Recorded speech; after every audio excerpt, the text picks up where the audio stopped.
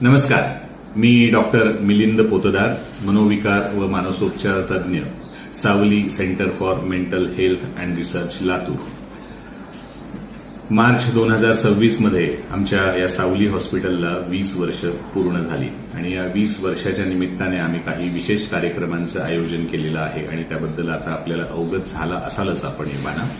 त्यात डॉक्टर भूषण शुक्ल यांचे 21 आणि 22 मार्च रोजी अतिशय सुंदर असे कार्यक्रम झाले आणि त्याला लातूरकरांनी भरभरून प्रतिसाद दिला. त्याबद्दल आपणा सर्वांचे मनपूर्वक धन्यवाद व्यक्त करतो.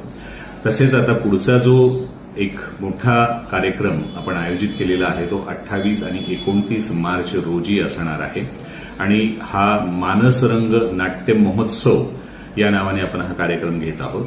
मानसिक आरोग्याशी निगडीत विविध अशा दर्जेदार 4 नाटकांची मेजवानी आपण आज लातूरकरांसाठी या दिवशी सादर करीत आहोत. यामध्ये 4 जी नाटकं सादर होणार आहे त्यातलं पहिलं नाटक 28 तारखेला असणार आहे ते आनंद ओवरी.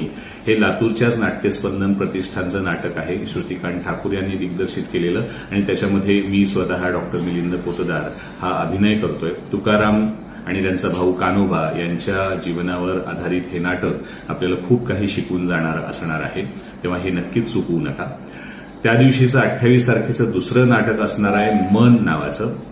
अभिजित झुंजारराव नावाचा प्रथितयश दिग्दर्शक याने ते नाटक डायरेक्ट केलेलं आहे आणि रमेश वाणी नावाचा एक खूप खंदा कलाकार त्यातली भूमिका साकारतोय. हा पण एकपात्री प्रयोग असणार आहे आणि तो अतिशय चांगला प्रयोग आहे. याच्यामध्ये आपल्या सामान्य माणसाच्या मनामध्ये त्याच्या आयुष्यभर काय उलाढाल चाललेली असते त्याचं स्वगत आपल्यासमोर मांडणार आहे. देशपांडे लिखित हे नाटक अतिशय सुंदर आहे आणि तो आपल्यासमोर जणू आपल्या मनाचा एक्सरे आपल्यासमोर ठेवणारं हे नाटक आहे. त्यामुळे हे नक्कीच चुकवू नये असं दर्जेदार नाटक आहे. ते नक्की पाहायला आपण सर्वजण या. दुसऱ्या दिवशी 29 मार्च रोजी सकाळी 11:30 वाजता विभावरी देशपांडे या प्रथितयश नायिकेनं लिहिलेलं व दिग्दर्शित केलेलं मग तू मला खा नावाचं नाटक आपण सादर करीत आहोत. या नाटकाचा विषय आहे आजच्या तरुणाईचे सेल्फ इमेज, स्वतःकडे पाहण्याचा दृष्टिकोन, सोशल मीडियाचा त्याच्यावरचा इम्पॅक्ट आणि आपण स्वतःकडे हेल्दी पद्धतीनं कसं पाहायला पाहिजे याबद्दल भाष्य करणारं हे नाटक अतिशय सुंदर. सगळ्या तरुणांनी नक्कीच पाहायला हवं आणि तरुणांसोबत आपण राहणारे जे इतर त्याच्या घरातले लोक आहेत त्यांनीही हे समजून घ्यायला हवं असं हे नाटक असणार आहे. चौथं जे नाटक आपण सादर करणार आहोत ते अतिशय विशेष आहे.